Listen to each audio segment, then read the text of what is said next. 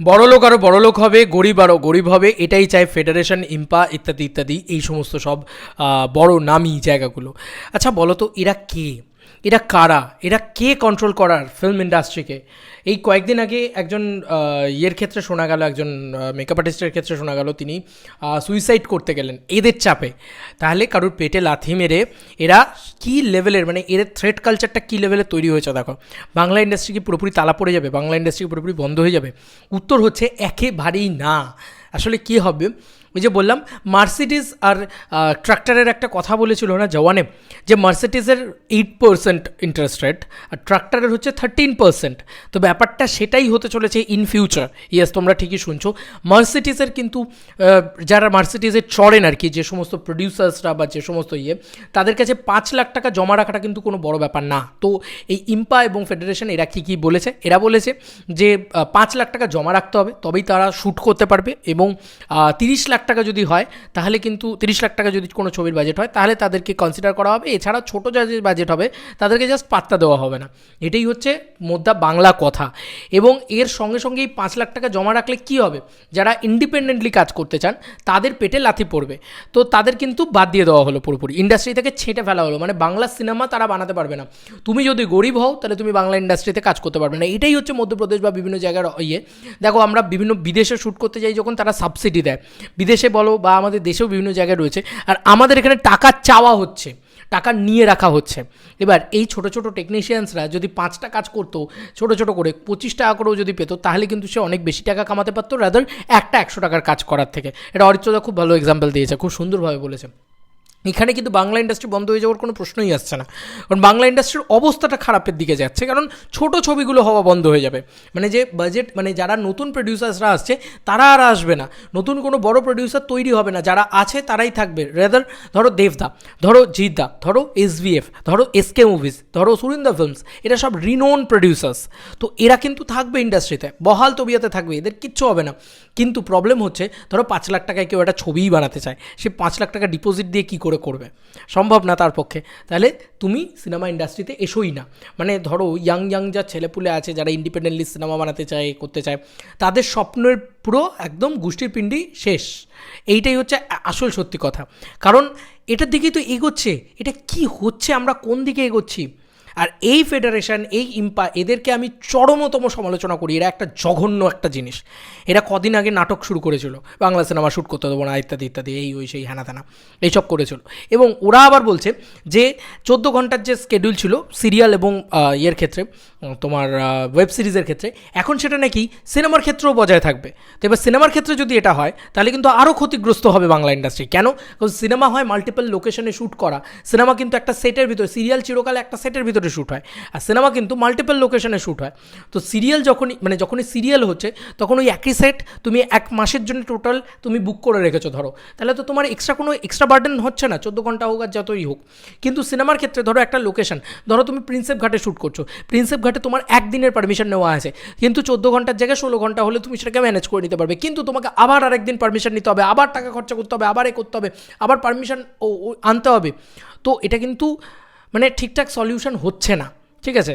তো যাই হোক, এটাতে বড় কোনো প্রডিউসার্সদের কিচ্ছু হবে না, কারণ তারা সেই লেভেলেরই মোতলা নিয়ে নামে, মানে সেই লেভেলের পয়সা নিয়ে নামে। মানে দেবদার একটা সবথেকে নমিনাল বাজেটের সিনেমা হলেও 1.5 কোটি টাকা বাজেট হয় সেটা, ঠিক আছে। আর মানে মুম্বাদা বলো বা জিদ্দা বলো, জিদ্দার তো হিউজ বাজেট হয় এক একটা ছবি, মানে মিনিমাম 2 কোটি টাকা বাজেট হয় জিদ্দার যে কোনো ছবির। তো বা SVF এর 1.5 কোটি টাকা, 1 কোটি টাকা এরকম বাজেট হয়, 30 লাখ টাকার উপরে তো হয়। এবার 30 লাখ টাকার নিচে যাদের বাজেট তাদের কিন্তু পুরো ফেটে বাঁশ। তো এই হচ্ছে বাংলা ইন্ডাস্ট্রির অবস্থা। তবে বাংলা ইন্ডাস্ট্রি কিন্তু তালা পড়ে যাবে না, এটা আমি বারবার বলে দিলাম। বড়রা মানে বড় লোকরা আরও বড় লোক হবে, গরিব আরও গরিব হবে, এইটার দিকেই এগোচ্ছে বাংলা ইন্ডাস্ট্রি। তো নতুনরা যারা আসতে চাইছে, এই যে কেন নতুন বলে না, নতুন ট্যালেন্ট কেন বাংলা ইন্ডাস্ট্রিতে তৈরি হচ্ছে না, ভাই রাজ চক্রবর্তী যখন এসেছিলো বাংলা ইন্ডাস্ট্রিটা অনেক ভালো ছিল, বা তারা স্ট্রাগল করার জায়গাটা অ্যাটলিস্ট পেয়েছিল। ওই যে মানে মিঠুন চক্রবর্তী ইন্টারভিউগুলো দেখছিলাম, যে ইটস অল অ্যাবাউট ডেস্টিনি, মানে তোমার ভাগ্যে তুমি আসবে, মানে হার্ডওয়ার্ক তো অবশ্যই, কিন্তু সেই হার্ডওয়ার্কটা দেখানোরও তো সুযোগ থাকতে হবে। সেই দেখানোর সুযোগটাই আর করে দেবে না এই ফেডারেশন আর ইম্পা। এরা কিন্তু মিলে এখন ডিসাইড করে ফেলেছে যে না, আমরা কোনো নতুনদেরকে মানে কোনো ট্যালেন্টকে সুযোগই দেবো না। তাদেরকে গলার টিপে মেরে ফেলবো। এইভাবে বাংলা ফিল্ম ইন্ডাস্ট্রির শিল্পের জায়গাটাকে যদি কোট আনকোট বলি, তাহলে কিন্তু উন্নতি হতে পারে না। এটা মেনে নিতে হবে। হয়তো যেমন চলছে সেরকম চলবে, উন্নতি হবে না, এটা ইম্পসিবল।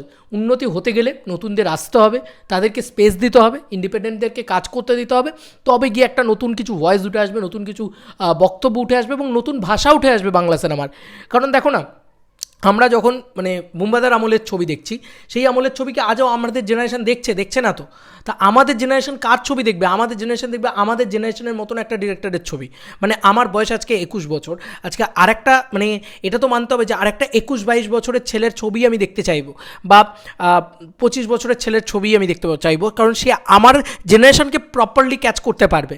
কিন্তু আজকে কি আমি সেটা পাচ্ছি? সেটা ভালো করে বাংলা ইন্ডাস্ট্রিতে লক্ষ্য করে দেখো, নতুন ডিরেক্টররা কেন উঠে আসছে না, নতুন টিম কেন এন্টায়ার টিম উঠে আসছে না? মানধাত্তার আমল থেকে তারা পড়ে রয়েছে, যারা রয়েছে তারা, কারণ নতুনদেরকে উঠে আসতে দেব না, এই মেন্টালিটি তৈরি হয়ে গেছে।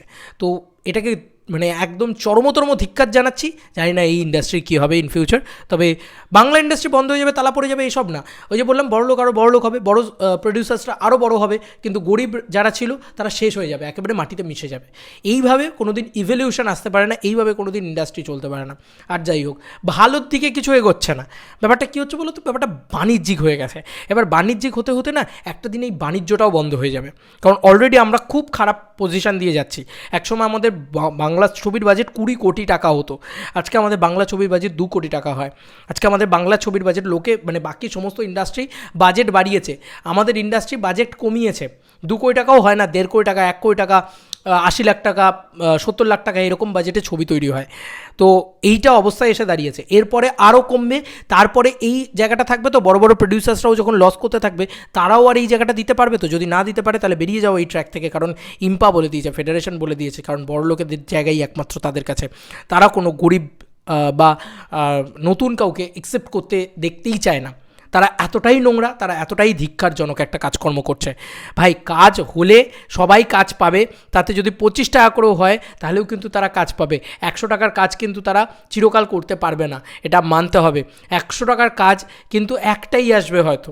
বড় প্রডিউসার ধরো দেবদা বছরে কিন্তু 2 কি 3টেই ছবি বানাবেন, কিন্তু ছোট প্রডিউসার যদি আরও 5টা আসেন, ধরো দেবদার 3টে ছবি পাওয়া গেল, টেকনিশিয়ানরা পেলেন, এসবিএফের 3টে ছবি পেলেন, সুরিন্দারের 3টে ছবি পেলেন, এরকমভাবে তারা কিন্তু এইটুকুই পাচ্ছেন। কিন্তু ছোটো প্রডিউসার্সরা এলে তার ছোটো প্রডিউসারদেরও কিন্তু আরও 3-4টে করে ছবি তারা অ্যাড অন পাচ্ছে, যেটা উপরি কামাই, তাদের বোনাস বলা যেতে পারে। পুজোর বোনাস যেরকম হয় সেরকম, কিন্তু তাদেরও পেটে কিন্তু ইম্পা এবং ফেডারেশন লাথি মারছে, এবং তারা কি আদৌ বুঝতে পারছেন?